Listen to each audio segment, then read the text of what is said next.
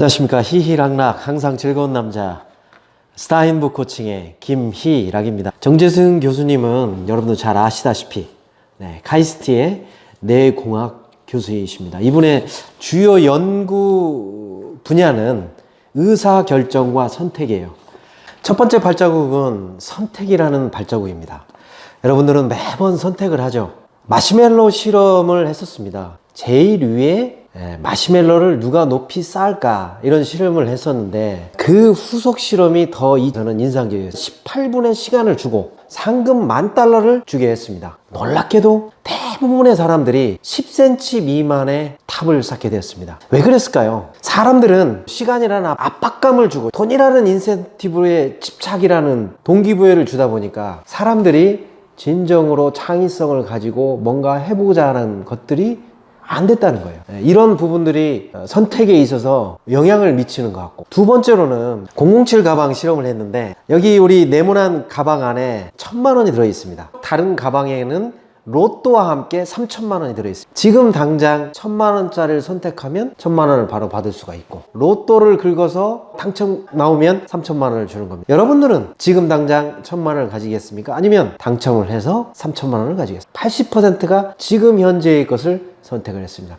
우리는 그만큼 뭔가 안정을 선택하고 새로운 것들을 하는데 참 불편하다는 거예요. 그러한 또 다른 실험을 했었는데 자신의 생각과 의견을 고집하는지 1985년도에 챌린저가 폭발을 했죠. 그래서 나이저 교수는 그 다음날 대학생들에게 그날 누구와 언제 어디서 그 폭발 이야기를 들었는지 아주 자세하게 적어보라고 했습니다. 그리고 나서 2년 반 후에 25%가 그때의 사실과 다르게 기억을 하고 있었어요. 그런데 여기서 실험이 끝이지 않았습니다. 그 25%에게 어떤 실험을 했냐면, 그때 2년 반년 전에 네가 이렇게 썼었다 라고 했습니다. 그랬더니 피실험자들이 어떤 반응을 했을까요? 대부분의 사람들이 자신의 이야기를 반박을 했다는 겁니다. 그만큼 우리는 자신의 어떤 주장을, 고정관념들, 선입관들 이런 것들을 계속 한다는 거예요. 선택을 할 때 기존의 것들로 가는 경우가 많은데 새로운 선택을 하는데 가로막는 요소가 된다는 거예요. 마시멜로 얘기를 했는데 그렇게 끝나고 나서 시간도 넉넉하게 주고 인센티브도 당연히 같이 주고 했더니요, 3배 이상의 탑 높이가 달라졌다는 거예요. 선택을 할 때 조금은 더 다양한 경험, 다양한 사고, 그리고 스스로가 뭔가 해볼 수 있는 여유로움을 가졌을 때 더 올바른 선택을 할 수 있다. 그리스의 로마 병들이 개선을 하면서 했던 얘기가 있죠. 메멘토 모리, 죽음을 기억하라. 우리가 선택을 할 때도 만약 오늘 죽는다면 나는 어떤 선택을 할 건가? 두 번째 발자국, 결정장애. 일명 햄릿 증후군이죠. 죽느냐 사느냐, 짬뽕이냐 짜장이냐, 부먹이냐 찍먹이냐, 이렇게 매번 선택을 강요받기도 하고 선택을 해야 될 상황이 있는데요, 내가 적어도 7개 항목 중에서 3가지 이상이 넘는다면 약간은 결정장애가 있다고 생각하시면 됩니다. 첫 번째는 메뉴를 고를 때 30분 이상 고민한다. 두 번째, TV 프로그램을 결정하지 못해서 끊임없이 채널을 반복적으로 돌린다. 세 번째, 타인의 질문에 글쎄요, 아마도 이렇게 얘기를 한다. 네 번째, 쇼핑을 뭐라고 친구의 결정, 덥석 결정을 한다. 다섯 번째, 제대로 된 선택을 하지 못해서 일상생활에 피해를 받는다. 여섯 번째, 인터넷에 이거 사도 될까요? 라고 사소한 질문을 올린다. 일곱 번째, 누군가에게 의사결정을 하라고 할 때 심한 스트레스를 받는다. 여러분들은 어떻습니까?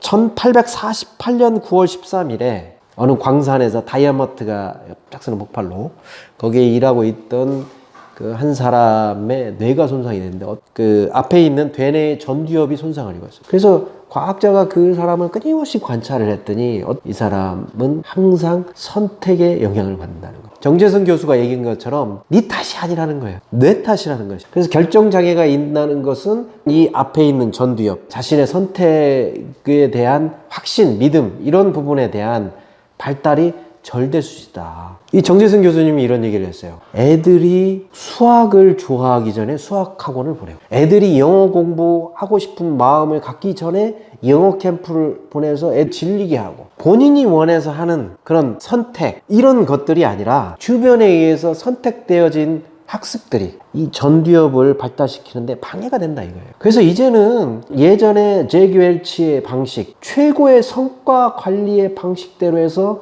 1등부터 10등까지 해서 나눠지는 이 성과급 방식이 얼마나 창의성을 발상시키고 그 사람의 결정을 하는데 좌우한다. 뭐 IBM이라든지 그다음에 구글이라든지 이런 어떤 회사들은 전부 다 그 성과급을 다 폐기를. 그래서 직원들이 충분히 실패하고 실수하고 이런 경험들을 할 수 있도록, 즉 스스로 결정하고 선택할 수 있도록 놔두자는 거예요. 세 번째 발자국. 모든 심리학자들은 어린 시절의 영향으로 인해서 지금의 어른에 되어서도 그런 심리적인 행동, 생각 90% 이상이 미친다. 중요한 것은 그 결핍 때문에 다른 것을 보지 못한다. 망가지는 것들이 얼마나 많은가. 자, 이런 부분들을 이 터널 증후군이라고. 그 극단적인 예가 뭐냐면 미국의 소방관 사례인데요. 소방관들이 무엇 때문에 사망을 많이 할까? 그 원인을 분석해 봤더니 불 끄러 갈 때 교통사고로 돌아가시는 분들이 더 많았다. 불 끄는데 빨리 가야 되겠다는 집착하다 보니까 정작 그 가기 전까지의 안전성 무시했다는 거예요. 조금은 더 다른 눈으로 결핍의 욕망의 자극의 요소를 받아들이면서도 다른 그 이면에 숨어져 있는 여러 가지 것들을 바라볼 수 있는 힘이 있어야 되겠다. 정재성 교수님한테 많이 대학생들이 질문하는 게 좋아하는 것을 해야 잘하는 것을 해야 되냐. 질문을 더 깊게 해보면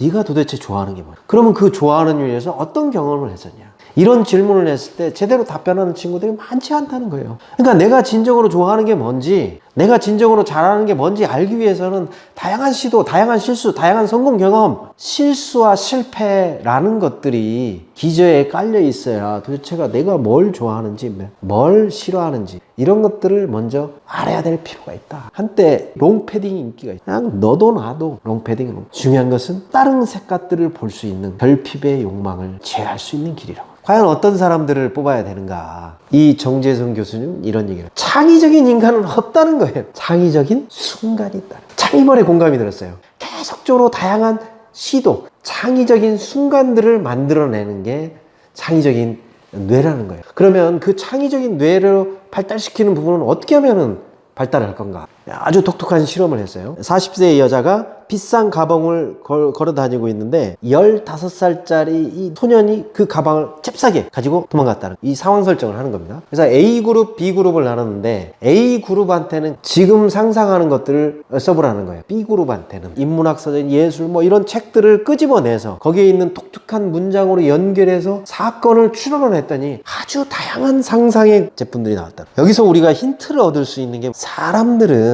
자신의 기존 관념과 다른 자극을 주면 창의적인 뇌로 발달할 수가 있다. 이렇게 독서를 하는 거, 우리와 문화가 전혀 다른 곳에서 여행을 하는 경험들, 다양한 분야에 있는 사람들, 지속적인 학습, 성장, 뇌를 자극한다는 거예요. 이 외에도 이 12발자국은 참 신선하고 재밌게 우리 정재승 교수님의 뇌를 한번 파악하고 싶다라는 할 정도로 아주 다양한 생각들이 참 저한테는 감동이었습니다. 그렇지만 이분의 말처럼 그냥 이루어진 건 아닌 것 같고 예술, 문학, 철학 다양한 분야들을 통섭을 하면서 뇌과학에 접목하는 거 대중화시켰고 재미있게 하지 않았나. 그런 부분은 저도 벤치마킹을 해야 했고 CEO분들도 좀 재밌게 놀았으면 좋겠어요. 미술관도 가보시고 여행지도 한번 당에 한번 가보시고 그리고 꼭 이런 어떤 자기 개발서뿐만 아니라 다양한 소설책도 한번 읽어보시고 인문학적 통섭을 통한 통찰력 이런 게 중요하지 않나 생각이 듭니다. 마치겠습니다.